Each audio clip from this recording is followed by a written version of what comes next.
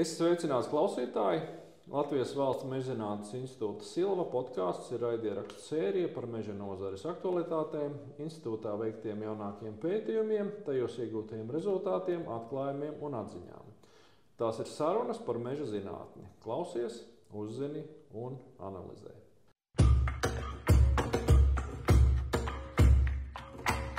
Labdien, klausītāji! Mežzinātnes institūtā Silvā katru gadu ir vairāki desmiti tematu, kas ir gan meža nozares atbalstam, gan arī starpnozaru pētījumi. Daudzi no tiem gūst diezgan plašu atspoguļojumu, tajā skaitā arī nacionālajā presē. Daudz zina šos jautājumus par lāčiem, par ēgļu astoņzobu izgraužiem. Tās ir aktualitātes, kuras ir diezgan plaši atspoguļotas. Tajā pat laikā ir vairāki pētījumi, kuri ir nemazāk svarīgi, nemazāk interesanti, bet par kuriem mēs varbūt zinām nedaudz mazāk.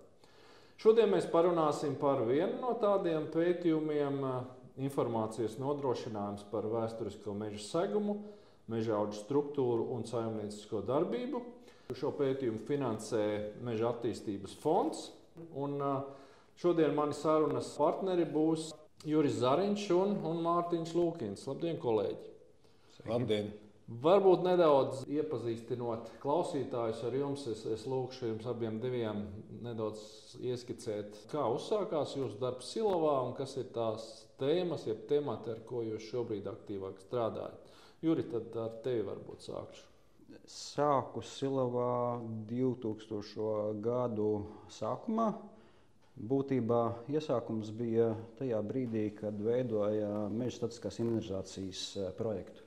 Strādāju pie pašas metodikas izstrādes, pie paraugu laukuma izvietošanas, pirmo datu sagatavošanas priekš kolēģiem, kas staigā apkārt paraugu laukuma mēri. Tas bija būtībā pats iesākums, ar ko es sāku Silvā darboties. Pēc tam aizgāju visas pārējās lietas, kas ir tālspēta, ūdensteču aizsargu joslas un vēsturiskie meži un tā tālāk. Mārtiņ? No Silvā lielākā vai mazākā saistībās es biju kopš 1998. gada, kad es uzsāku sadarbību ar Mudrītes Daugavietes komandu lauksaimniecības zemeņu apmežošanu. Toreiz bija aktualitāte, kā arī šobrīd. Tad arī noderēja manas sirdspēdē apgūtās iespējas, marķējot laukumus, un tas bija gan interesanti. Tad tā sadarbība tā vājinājās, un kaut kad pēc 2000. gada, es tagad neatceros precīzi, man liekas, kad 8. gadu, tad iesaistījos Jura vadītajā pētījumā par meža datubāzēm dažādām. Tas ir tāds īss, varbūt, ieskicējums. Tad varbūt par šo pētījumu, šo vēsturisko meža segumu un struktūru izpēti, un kā tas viss ir gājis kopā ar šo saimniecisko darbību, šo antropogēno ietekmi, kura mums jau ir bijusi gadu tūkstošos, varbūt ne, bet simtos. Kādi ir tie avoti, vecākie avoti, ar ko mēs varam sākt savu šo izpratni veidot par to, kādi mums meži bijuši ir agrāk, un kāpēc tie ir tādi, kādi tādi ir šobrīd? Varbūt, Mārtiņ, tu vari ieskicēt.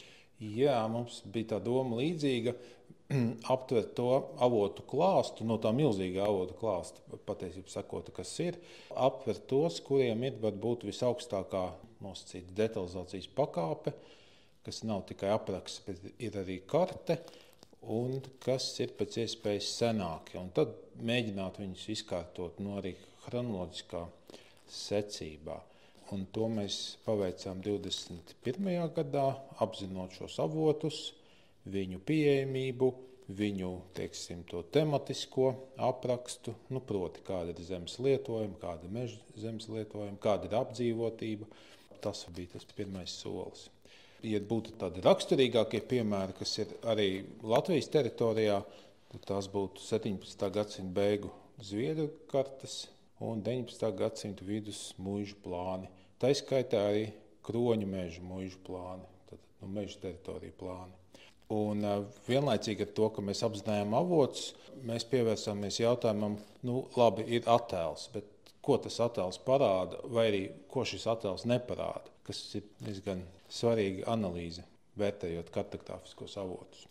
Protams, viss tas ir ļoti interesanti, un es domāju, ka daudziem, kuri arī nodarbojās ar to pašu meža zinātni, piemēram, es strādāju par meža atjaunošanu, ieaudzēšanu, man arī šie jautājumi vienmēr ir bijuši svarīgi saprast, kādi tie meži ir bijuši kādreiz. Kādu iemeslu dēļ tas ir mainījies, gan saimnieciskā darbība, kāda bijusi, vai apzināti vai neapzināti, cik tālu viņa ir bijusi virzīta uz priekšu. Vai jums ir, kaut kāda atbilde, kad mēs varam teikt, kurā brīdī vispār mēs varam runāt Latvijas teritorijā par to, ka ir kaut kāda bijusi mežsaimniecības uzsākumi? To droši vien tādā vienā gada skaitlī nosaukt. Protams, ka tāpēc es runāju par kaut kādiem periodiem. Es jūtu, Mārtiņ, ka tu esi diezgan daudz skatījies un pētījis. Es domāju, ka Latviju nevar atraut no tā, kas notika tajā laikā Eiropā. Tas ir apgaismības laikmets, un faktiski 18. gadsimta otrā pusē jau parādās pirmās ar mūžām, ja tā vienkārši izteikties, ienāk šīs jaunās lietas, kā piemēram meža inventarizācija, meža nogabala izzīmēšana. Bet tādā ritīgi spēcīgā apjomā tas ir 19. gadsimta vidus, 19. gadsimta otra puse. Protams, ir senāk 19. gadsimta sākuma šo te pašu pieminēto kroņu mūžu plāni. Tie ir daļa no tiem mūsdienu lielākiem meža masīviem. Tā kā tas process ir diezgan pasens. Jā. Tādā valsts līmenī vairāk ir saistoties ar Latvijas Republikas dibināšanas laiku, kad jau bija sistēmiskā līmenī ar valsts likumdošanu un tā tālāk. Tas ir 20. gadsimta pats sākums jau. Un šeit arī ļoti labi materiāli, ko atsevišķiem projektiem izmanto. Varbūt ne šī projekta ietvaros, bet arī citu projektu ietvaros ir šis Silavas vēstures upkāršu arhīvs, kur ir vecie mežaudžu plāni, taksācijas apraksti. Patiesībā tie taksācijas apraksti arī paši, tur nav sausa, informācija par audžu sastāvu vispārējo, bet tur ir ļoti plaša vēsturiska informācija par to konkrēto meža novadu. Tur ir atrasti tādi pieraksti par to, kādā veidā, piemēram, par pokaiņu mežu blakus esošo meža attīstību, kāpēc tur varētu būt bijuši tie trakumi un tā tālāk. Daudz tā informācija vēsturiski ir iekšā tajos taksācijas aprakstos. Kāpēc tā teritorija tā attīstīs un tā tālāk. Šis ir, manuprāt, viens no plašākiem un tāda vienlaides informācijas, kas ir Latvijā par mežiem. Mārtiņ, tu jau minēji par šīm vēsturiskajām kartēm no Zviedru laikiem. Juri, cik liels iespējas mums šobrīd, kā mēs varam uz šiem kartogrāfiskiem materiāliem skatīties? Vai tas ir vienkārši vēstures liecība, vai viņi tiešām ir šobrīd izmantojami praktiski, lai varētu tiešām salīdzināt to situāciju un varbūt vērtēt, kā šī struktūra meža ir mainījusies? Es domāju, ka pilnīgi noteikti var skatīties jau konkrētu audžu nogabalu līmenī, kā tas attīstīsies, jo parasti studentiem es mēdzu uzdot jautājumu, ja tie pašā Šlīteres rezervātā, kas ir jau ilgstošs un aizsargājama teritorija, konkrēts nogabals, ja viņš ir pirms 70 gadiem bijis, piemēram, 40 gadus vecs, cik viņš ir šobrīd vecs. Ja? Bet tas nav matemātisks aprēķins, tāpēc, ka tās audžu attīstība dažādās vietās, vai tie ir saimnieciskie meži vai šādas teritorijas, ir pilnīgi savādāks. Viņš nav vienkārši matemātiski 40 plus 70 vai cik tur sanāk tajā starpā, bet viņš ir pilnīgi savādāk tā visa attīstība. Tā kā jā, pilnīgi nogabala līmenī var skatīties, kas kādi saimnieciskie lēmumi pieņemti dažādos laika periodos par atsevišķām teritorijām.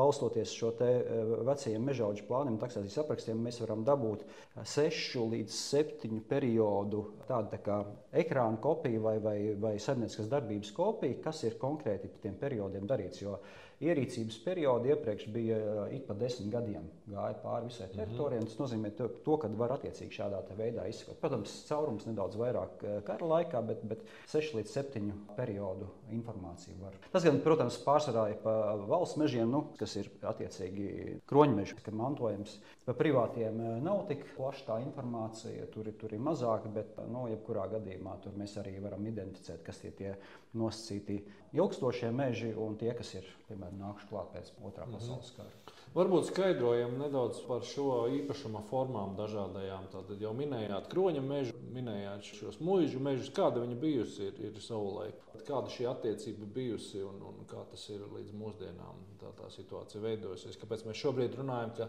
puse ir privāto mežu un joprojām puse tātad Latvijā ir valsts mežu? Vēsturiski valsts meži tādā mūsdienu izpratnē bija salīdzinoši nelielas teritorijas. Tie bija masīvi. Daugavas kreisajā krastās, tad nosacīti tā teikt ap Jēkabpili un Ilūksti, tad bija Kurzemē, Ugāles apkārtnē, bija Smiltenē, vēl šur tur, bet tās bija salīdzinoši nenozīmīgas platības. lielākā meža platība daļa piederēja muižām. Un tad jau tās muižas atkarībā no inovācijām, kas nāca no Rietumē Eiropas, ievies dažādas prakses. Teiksim, sadalot 20. gados zemes reformas gaitā, tad dominējoši lielākās meža platības tika iekļautas meža fondā. Tie ir tie daļa no tiem mūsdienu valsts mežiem. Katrā muižā bija standartizēti risinājumi, bet daudz vietu saimniekošana bija norisinājusies ļoti atšķirīgi. Līdz ar to tas šī brīža stāvoklis zināmā mērā ir sekas tam, kā bija agrāk. Tā uz to varētu atbildēt. Bet es gribēju papildināt Jura pieminēto šo secīgo meža inventarizāciju, plānu salikumu, ka tur arī ir vairākas praktiskas pielietojuma iespējas. Viena no tām ir, ko mēs arī izstrādājām, tādu algoritmu, kurš faktiski analizē vienas konkrētas vietas struktūru nemainīgumu laika gaitā. Un ar to mēs izvirzījām tādu hipotēzi, ja tās nogabala robežas nemainās cauri laikam, un vecums pieaug, varbūt ne lineāri, bet tā kā Juris stāstīja, tad mēs varam runāt par kaut kādu noteiktu dabas parametru klātbūtni. Tīri tādā veidā mēs varam attālināt, jau sākt diskutēt par tādām lietām, neejot uz mežu. Vai jūs esat skatījušies arī nedaudz normatīvo bāzi, kāda viņa ir bijusi? Kad mēs vispār varam uzsākt runāt par kaut kādu meža apsaimniekošanas likumdošanu, kad jau kaut kādi bija ierobežojumi vai pienākumi, kā meža apsaimniekot, līdz kādam vecumam audzēt vai tam līdzīgi? Laikam tas tomēr ir sākot ar 19. gadsimta 70. gadi. Vismaz Cariskajā impērijā tika izdoti šie dažādi norādījumi, bet atkal jāsaka tā, skatoties tos pašus 20. gadu meža aprakstus brīdī, kad valsts pārņēma muižu mežus, tad tur parādās visādas neatbilstības tam, kā būtu vajadzējis būt, ievērojot iepriekšējo likumdošanu. Tas jautājums nav tik viennozīmīgi atbildāms. Tas jautājums ir tas, kas radies man pašam, jo kontaktos ar skandināvu kolēģiem, viņiem lielākoties ir kaut kāds tas atskaites punkts, kad tu meža likums, Forest Act, kad ir pirmais bijis, no kura viņi uzskata, ka tā modernā meža apsaimniekošana ir sākusies. Protams, mums tā situācija ir vienmēr bijusi daudz sarežģītāka. Arī, protams, minot šo Pirmo pasaules karu, kas lielā mērā ietekmēja, kāds tas mežs diezgan papostīti, protams, tajā laikā bija. Dažādas šīs vēsturiskās kolīzijas, protams, arī atstājušas ietekmi uz to, kā tie meži šobrīd izskatās pie mums. Ar to mežu postīšanu, tur, protams, ka vienmēr jāvaino tie, kas nav klāt, vācieši Pirmā pasaules karā vai Krievi. Tas ir normāli. Bet, ja paskatās tos plānu materiālus, tad arī, brīvos laikā tās pašas jaunsaimniecības bieži tika uzbūvētas uz tādām ļoti senām meža zemēm, pēc tam pamestas, jo nevarēja neko tur izaudzēt. Tas process ir bijis ļoti dažāds. Vai 5. gadā Latgalē zemnieki, ko viņi darīja, ne tik daudz tās muižas dedzināja, kā postīja tos muižu mežus. Mums kā pētnieki tas viens no uzdevumiem bija neradīt jaunus mītus, varbūt tik ļoti nefokusēties uz veco atspēkošanu, bet vismaz mēģināt neradīt jaunus kaut kādus mītus. Bet par to likumdošanu, manuprāt, pēdējo 100 gadu laikā 3 reizes tā ļoti nozīmīgi, tā kardināli un tā ļoti lielos mērogos ir tā likumdošana mainīta, kas ir sākotnēji 20. gadsimta sākumā lielais. Pa piemēru tās pašas aizsargājumā teritoriju izdalīšana. Tajā laikā mazāk bija dabas pieminekļi, aizsarga meži, kas vairāk bija saistīti ar to, lai pārplūstošās smiltis ierobežot tam līdzīgi. Ja. Pēc tam bija nākamais pēckara laikā, kur bija lielais, noteikti zinu par tām sadalījumiem meža apsaimniekošanas kategorijās 3, kas bija tās lielās saimnieciskie un tā tālāk tur atsevišķi saimniekšana veidi. Un pēc tam bija lielais leciens, kas bija 2000 gadiem, 90. gadu beigās, kas bija tas lielās maiņas. Tā kā pat pēdējo 100 gadu laikā tādā valstiskā līmenī 3 reizes ir tā nopietni nomainījusies gan inventarizācijas kārtība, gan aizsargājuma teritoriju izdalīšanas nosacījumu un apsaimniekošanas nosacījumu. Tā kā tas arī ir tāds. Par pēdējo 2 periodu tādu salīdzinošu ir pieejams arī tie projekti ietveros.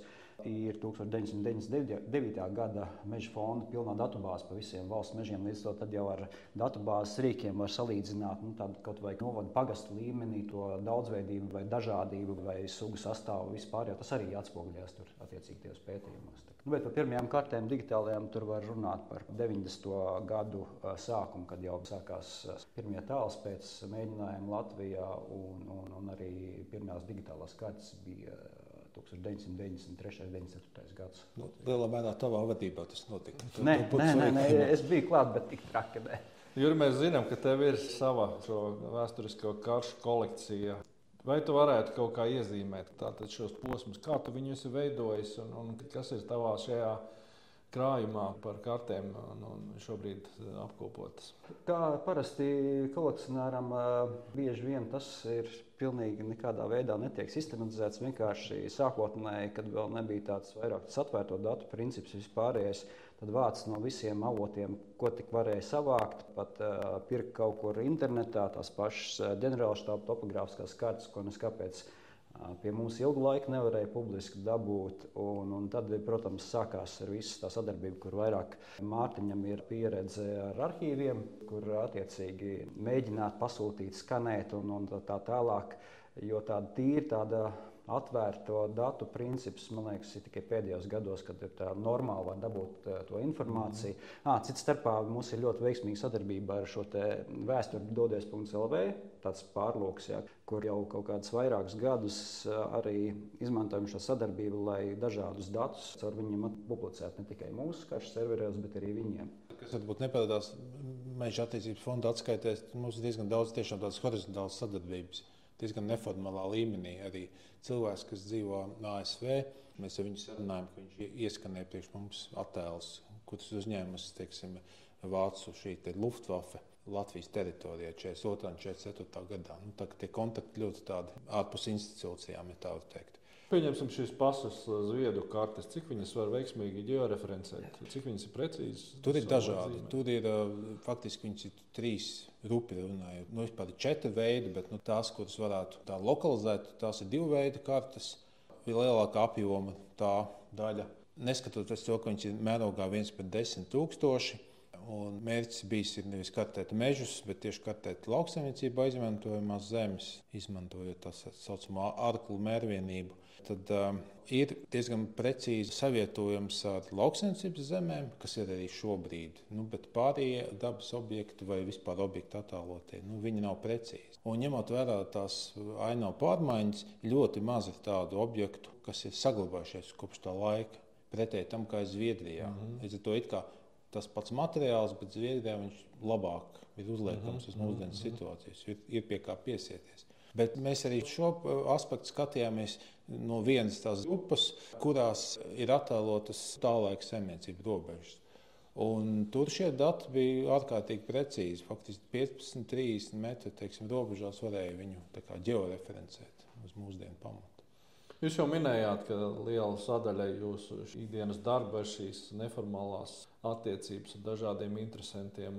Piemēram, arī tagad, ja šo podkāstu epizodi klausās kāds zemes īpašnieks, kuram ir interese par savu īpašumu, kāds viņš ir izskatījies kādreiz, varbūt viņam arī ir kaut kādi kartogrāfiskie materiāli, tad viņam var ieteikt vērsties pie jums un mēģināt sadarboties, lai kaut ko uzzinātu vairāk, vai arī droši vien arī tas būtu vērtīgs informācijas materiāls, iespējams, ka kāds ko sniegt jums. Man šķiet, jo vairāk tā informācija izplatās pa dažādiem kanāliem, dažādos virzienos, jo labāk. Labāk skaidrāk bildi. Protams. Par piemēru ir nākuši informācija par dažādām vēsturiskām kartēm, arī privātiem mežiem no cilvēkiem, kur vienkārši viņus atrod kaut kur augšā bēniņos. Es laukos arī atradu vienkārši bēniņos vēsturisko karšu materiāls no kaimiņu kaut kāda īpašuma. Vienkārši smuks pauspapīrs, kur visiem mežiem viss skanēs virsū.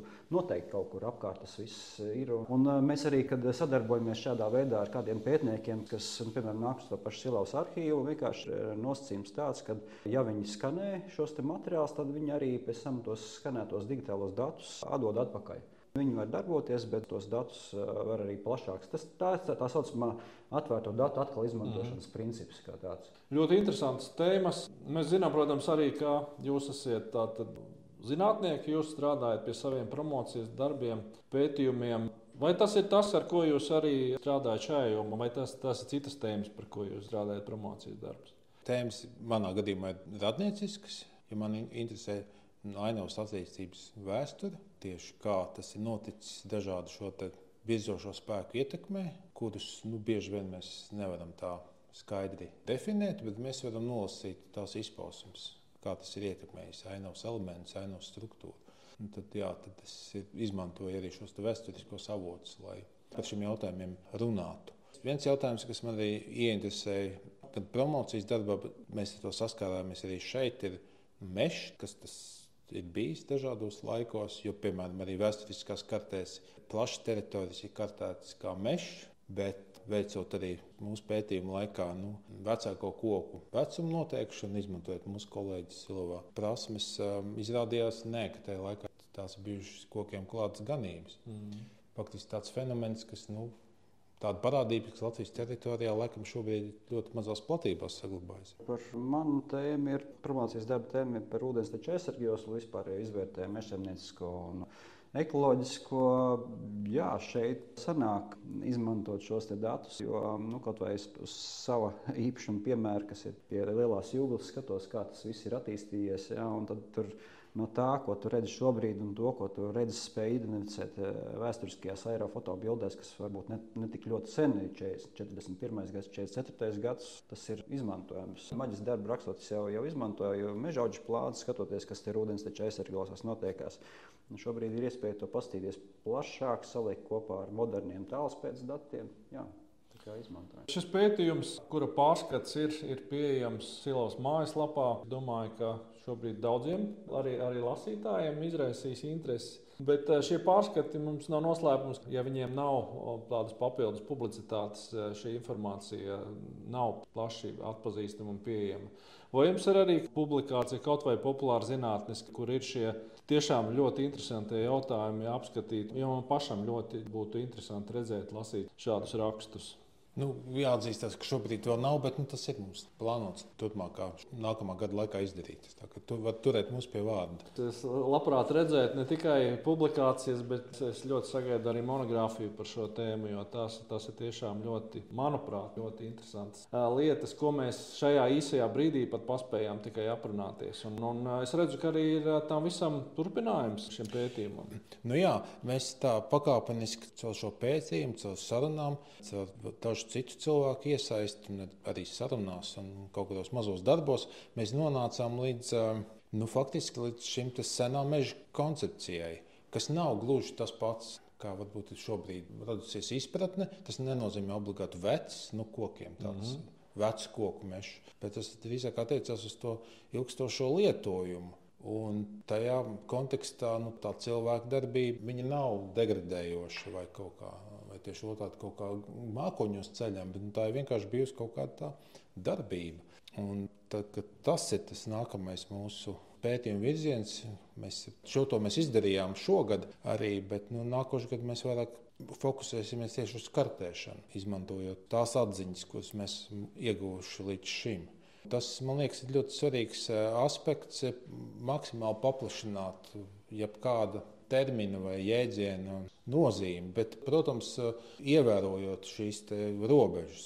Man liekas, ļoti svarīgi, kā mēs lietas nosaucam, kā mēs viņus aprakstām, cik godīgi mēs to aprakstām. Vēl viena doma bija nedaudz pretējais virziens, kad paskatīties tieši to jauno mežu, kas ir pēc otrā pasaules kara nākusi klāt. Nedaudz skatīties šajos jaunos mežos, viņu meža tipoloģiju pret to, kas ir tajos senajos mežos. Tādā izpratnē, jo paši saprotat, ka tādā jaunā mežā tu nevari varbūt tieši precīzi runāt par to pašu augu sabiedrību, kas ir aprakstoša konkrētam meža tipam, kā tas ir šajos ilglaicīgajos mežos. Tā ir vēl viena tāda doma, ko mēs esam aprunājuši savā starpā, ka to varētu skatīties un attīstīt kaut kādā veidā. Jo, piemēram, bija arī tāda pamatota kritika, ka mežainās ainavās, kāda ir Latvija, šo seno mežu koncepciju, kas oriģināli nāk no Lielbritānijas, piemērot nevar. Tāpēc, ka tas mežs ir bijis un visu laiku pulsējis, izplaties, sarāvies. Bet jāatcerās, ka mums ir Zemgales līdzinums, kas joprojām ir mazmežains. Bet arī, Latgales augstie, viņi šobrīd ir ļoti mežaini, kā jūs zināt, bet vēsturiski viņi bija stipri mazāk mežaini un daudz kur citur tāpatās. Mēs arī šo konceptu mēģinājām aprakstīt un saprast, kā viņu izmantot Latvijas gadījumā. Kontekstā to, kas notiek citur. Viens kurios. Mēs arī dabūjām no kinoarхīva materiālus, un tur bija neraksturīgi formas ziņā un apzīmējuma ziņā aeroainas. Un tas 65. gads šķiet bija uz mapas rakstīts, un mēs mēģinām atrast un Un es skatos, nekādu nevaru saprast. Un viens sētas un ezera, viss tik skaists un tīrs. Domāju, 65. gadā sākās jau kolhozs un viss, un varbūt kaut kur bija apmežojies un tā. Bet šis varbūt kaut kur Vācijā vai Polijā un braukāja dienām un nevar. Un tad es pajautāju, Jurim, nejūt kaut ko pazīstamu? Un tad bija viena bilde, un es skatos, ezers liels, skaists, un tad tā kā tāda platforma, man droši ogles vests vai kas, un tā pirmā asociācija, kā šodien atceros. Un es Jurim prasu, viņš šitais Ludas lielais ezers. Tad mēs sākām skatīties, izrādās tās bildes bija, kā saka, noslēptas. Jo tās bildes bija uzņemtas 1938. gadā. Latvijas aviācijas pulks bija veicis šo tādu.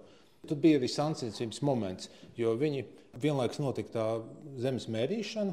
Viņi teica, nē, pagaidi, mēs uztaisīsim no gaisa tās bildes. Būs ātrāk, labāk, tad jūs varēsiet izmantot. Viņi saražoja nenormālu kvantumu šīm bildēm. Nebūtu rakušies, tad būtu joprojām gulēt. Nejauši nokonstatēt, ka tas ir vecākās aero bildes, kas ir tādas lielākos tādos blokos, kas ir Latvijā. Jo ir jau arī no Pirmā pasaules kara atsevišķās vietās, bet viņš te ir tāds. Man ļoti gribas cerēt, ka tas ir tikai viens no tiem piemēriem, ko jūs esat atraduši. Un ka kaut kur kaut kas līdzīgs ir, jo jūs noteikti atklāsiet kaut ko tikpat vērtīgu. Mēs vai citi, vai tu? Vai kāds cits to izdarīs, jo tur arī, protams, ir daļa no tās burvības izpētes, šie patīkamie pārsteigumi un materiāli, kurus var iegūt.